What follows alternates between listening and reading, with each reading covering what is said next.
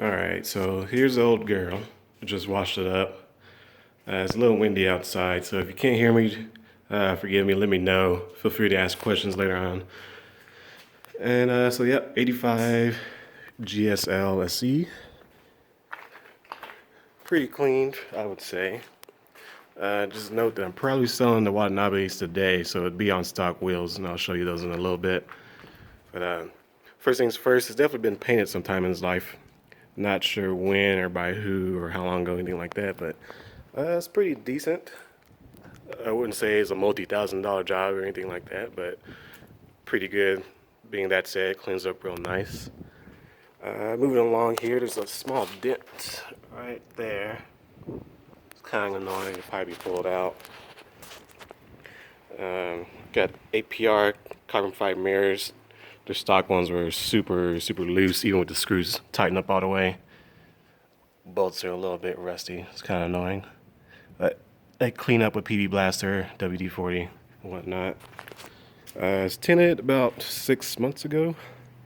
Pretty decent job. I say decent because it's not perfect. I believe this is like paint marker right here from the tint guy trying to color in spots he couldn't get tinted right. And he put this little carbon fiber overlay to cover up the windshield wiper motor there. So, doesn't look too out of place. Not a huge fan of it. That hasn't bothered me enough to get rid of it. See the Racing Beat exhaust. The exhaust is Racing Beat headers all the way back to the Racing Beat muffler and straight piped. It's a little bit loud for the Furious 135 horsepower, but it's honestly not too bad. It sounds really good in high RPMs. And let's see, here's a Illumina's, less than 100 miles in the whole setup, and the biggest sway bar. Honestly, not a lot of rust at all under here, just kind of dirty from, seems like it's been a desert car or hot climate car for most of his life. See, the taillights are a little spider webbed. They don't leak, they don't fill up with water or anything like that. Come around the other side, still pretty straight. Glass sunroof.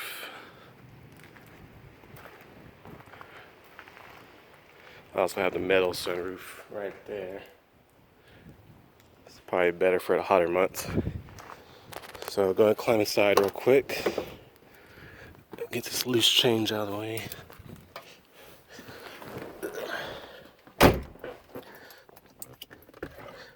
Alright, so being that it is a 30-something-year-old car, it does have its quirks.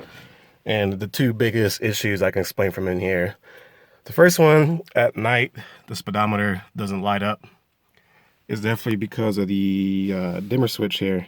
It's making the fuse pop. I have no idea why. I've done all the research on the forums, and everybody says there's two wires in here that if they're plugged for the automatic transmission, which is of course manual, if it's plugged in, it causes the dimmer switch to get super hot and pop the fuse for the lights on the cluster. But they're not connected. I've done a ton of troubleshooting, the best I could. I can't figure it out. It's really annoying, but it works fine during the day. It's just annoying at night. And we're currently at 205,000 miles. I'm not just saying it because it's my car or anything like that, but if you would tell me it was 100,000 miles or thereabout, I totally believe you. It's mostly clean here. You know, the pre-mixed stuff in the back there.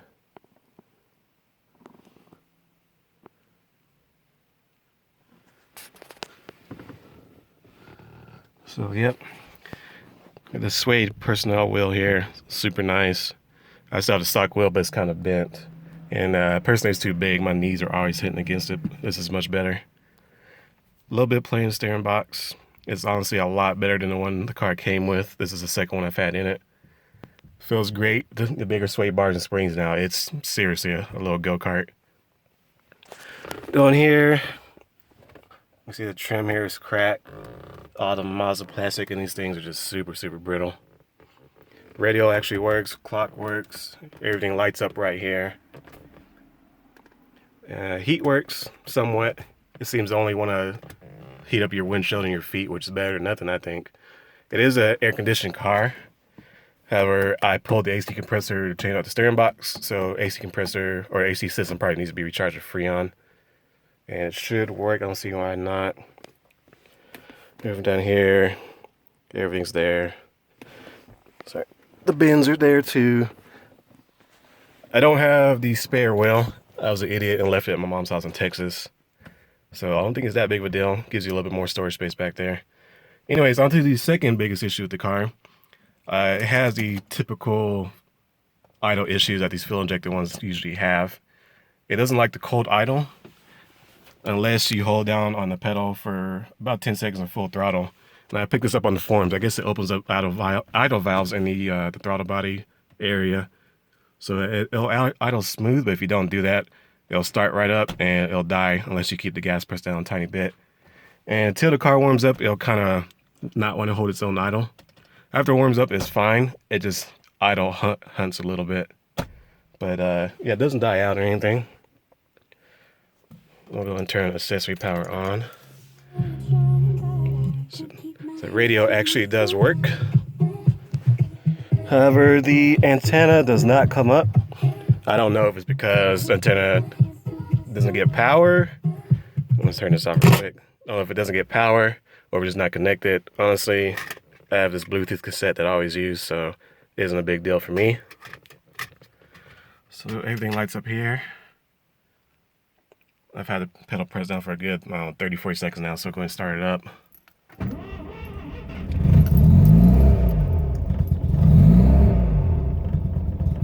You can see what I mean. It doesn't really want to hold its own idle. But once you catch the sweet spot, it'll stay there.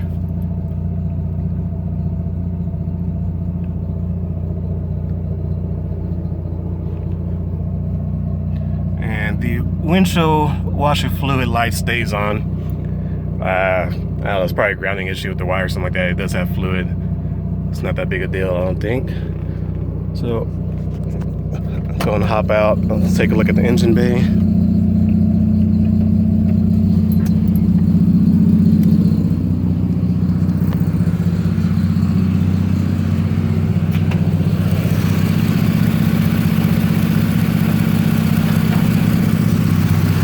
Alright, so got the racing beat hoses there, coil radiator.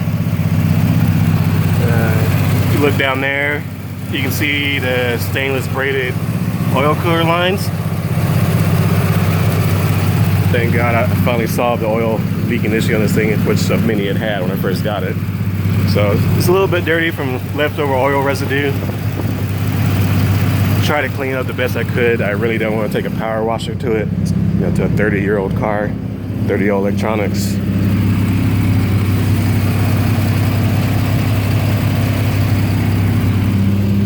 Yeah, once you get it warmed up, it runs great. Like I said, it has the idle hunt issue a little bit. But other than that, it's pretty damn solid. One other thing, I did remove the OMP, so you'll have to pre-mix.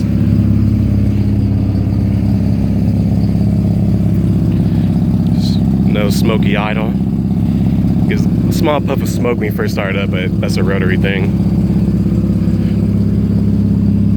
Got a small dent right here. I don't know if you can actually see it or not. Nope. Shout out Cosmo. And yep, just take a look at the stock wheels real quick. Stock wheels are in pretty good shape. Tires have a ton of tread. They're just tiny.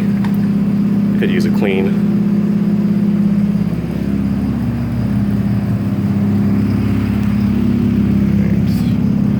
Let's put the hood down real quick.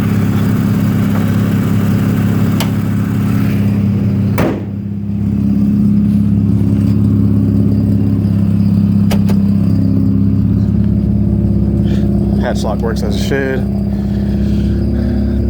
I've been using this to measure premix, or sorry, two-stroke.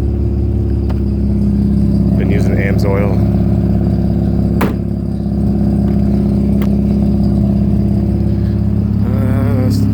I'll turn all the lights on real quick. All the side markers work, even though it's hard to tell. Because of course it's daytime right now. But all lights works, thank God.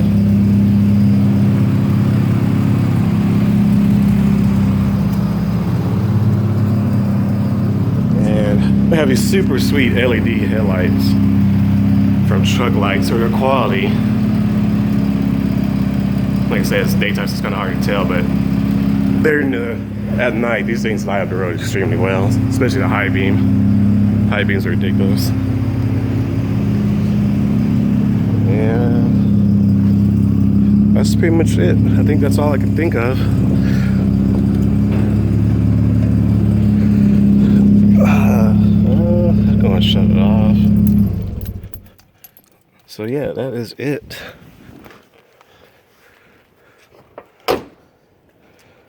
Let's see, no major oil leaks. It does have a small leak on the rear of the oil pan. Doesn't really drip, just kind of keeps it moist back there, which is annoying. And yeah, that's pretty much it. Like I said, it's been rock solid for me after I fixed all the oil leaks and everything like that.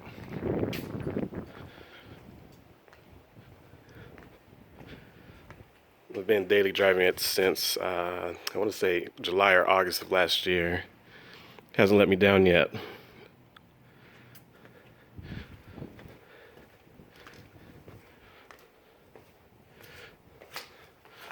Alright, that's it. If you have any questions, let me know. If you need further pictures, anything like that.